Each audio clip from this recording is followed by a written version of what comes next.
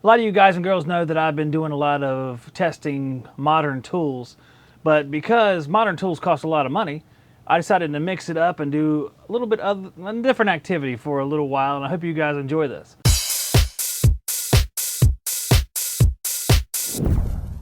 I like going to auctions, and auctions have a lot of awesome old tools and new tools and a mixture of all sorts of crazy stuff. So this is the first video where I'm going to break down what I found at the last few auctions I've been to, and hopefully in subsequent videos we can repair and bring these things up to date, and we'll find out what some of these are worth, because you never know what you're going to find in an auction. You might find a diamond in the rough, which I believe I did. Just for reference, I have a wooden tape over here, and it measures 1 foot here and then 2 foot right here, so you get a general feel for the size of what I'm putting on the board here. There's always a ton of hand tools at all these auctions and yard sales as well. And what I have here is 3 ratcheting wrenches that I found. These are made by Vaco, V-A-C-O, hope I'm saying that right. I thought it was pretty cool. I have the largest one right here. It's 5/8 and 3/4. So that's pretty cool right there. And it goes down to 5/8 and 11/16. And we have a 3/8 and 7/16. You should be able to see that these appear to be made in the USA. So when I want to find the value of these wrenches, I'm going to go to eBay, and what I'm going to do is I'm going to go down to the side here and I'm going to select sold items so I can see what they actually sold for. So it looks like it sold for a little bit less than $22.50 perhaps, if I'm understanding how this works. So with these wrenches, since I only have 3 of them, you can suspect that they're probably only worth $5 to $10. This is like a drop light, but what it is just a shell that you can, I guess, put the contents into.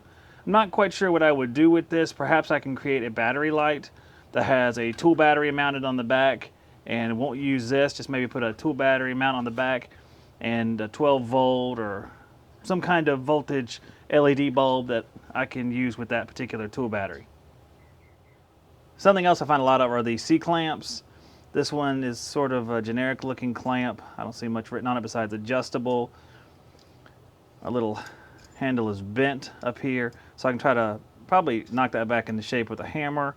Maybe repaint it, make it look a little bit better. I did repaint one that I purchased previously, and this is how it turned out. 3-inch standard clamp here. I painted it a silver color, kind of cleaned up the mechanism just so it worked a little bit better. I didn't put anything on it like grease or WD-40 or anything, but I might do that. It's working pretty well, but I think it turned out pretty good, and I like the look of it. It's cool to find some larger C-clamps like this. This is roughly 5 3/4 opening, and it's recessed back at center right around 3 1/4 inches. These black clamps, they look like Harbor Freight C-clamps, which are fine. I've had one for a number of years, so I'll definitely be able to use these and won't have to do anything to them because they look relatively new.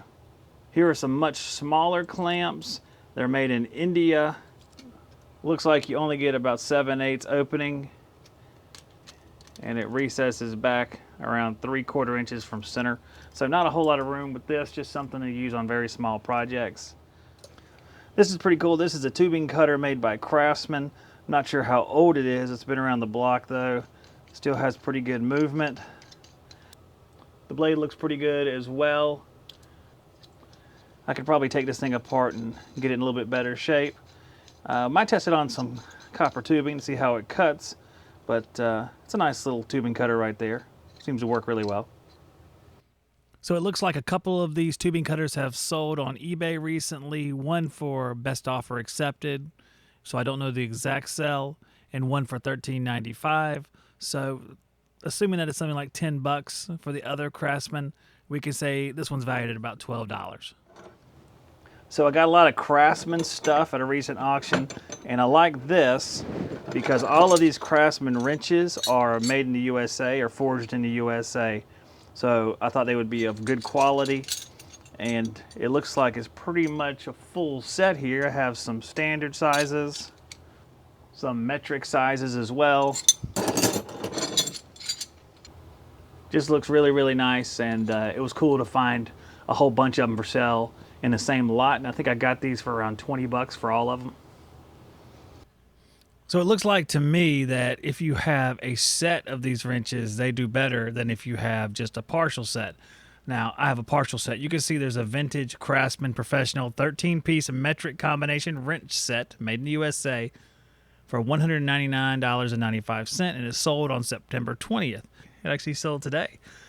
I have a box of wrenches that I've kept that I thought were quality that I could see if any of those are Craftsman. You can see I have a whole little box of random wrenches. There's some from SK Tools. There's some from just a variety of different companies. All of these are made in the USA as far as I can tell. And there's a cool looking Dunlop wrench right there that is very old. Just some nice stuff, but unfortunately none of these are going to be Craftsman, so they're not going to help me out here today with this particular issue. I have to look these up. I'm not sure what these are. At first I thought they were snap ring pliers because of how they work. But it says they are HER brand, made in the USA. It looks like a -186 maybe if we look up close. Maybe one of you guys can tell me more about these. I'll look them up on the internet, might plug something in here. But not sure what these are, kind of curious to find out. And like a lot of these things, I don't know exactly what they're for. So it's kind of nice to do a little bit of research and figure that out. So I found these 186 pliers on eBay. They sold for $4.99, and it says they are in fact snap ring pliers, although the model they show in the picture here is not exactly like the model that I have. So if any of you have clarification on this, I would appreciate it. Does anybody need to change an oil filter? I have you covered. Another couple mysteries right here, some sort of hole punch. I don't believe it's an actual hole punch because it just doesn't work exactly like a hole punch. I'm not sure. There's a small divot right here and it seats into the other side. I'm not quite sure what this one's all about. Maybe you guys know. Maybe it's just a hole punch. I don't know. And this, I also don't know. Just opens and closes, and there's a screw that allows you to open and close it more or less. So I don't know what this is. Hopefully I can figure that out. But you guys tell me if you know. So this was cool. I actually found this Hilti Drywall Screw Gun at auction. This is the Hilti SD 4500, and I like to test all these. I know it works, but maybe we'll use it a few times. Hilti's a very high-end tool brand, so it's pretty cool to find this at auction, and it only cost about 20 bucks, and I'm sure, or I think I already checked on this one, that it's a couple $100 new, so a really good find, and here's the information for it. It looks like this Hilti model sold for $76.49 recently on eBay.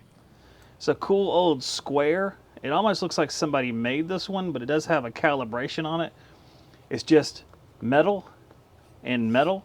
I don't see any numbers on it, like for measurement, but it just looks like a 90-degree square.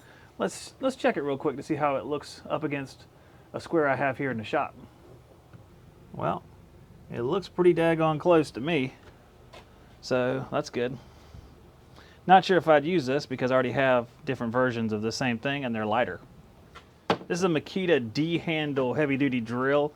I've already taken the bottom part apart so I could put a new cord on it because the cord was damaged, and a lot of times the cords are damaged, but they're really easy to replace if you have just a little tiny bit of knowledge about it.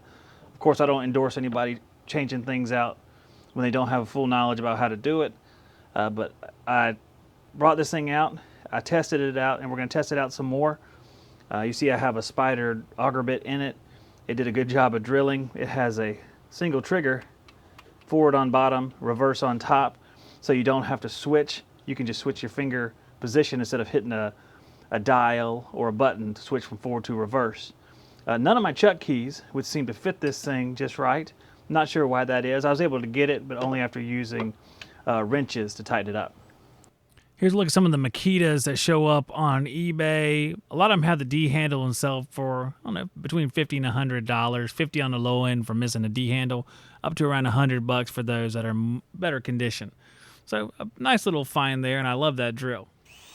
One of the reasons why I like doing this is just I love tools. So here I am, I'm testing the Makita out. It's doing a great job. I just like it. I like the fact that it's old and it's still working like a champ. I think old things are tougher than a lot of modern things, so that's why I get into it. Now, I have a ton of other stuff, including a very, very cool large industrial-sized item that I'm going to show next time. I don't want to put too many things on the screen at once. I want to take time and actually break down how much they're worth, if any of them are valuable. Like the Hilti screwdriver, that was a pretty nice find. I love that Makita drill. It just, when I tried it, I drilled through some boards, and we'll do some testing on these individual tools. We'll see what they're capable of. Even these old birds are pretty powerful, even compared with our modern tools. It's treasure hunting, and I enjoy it.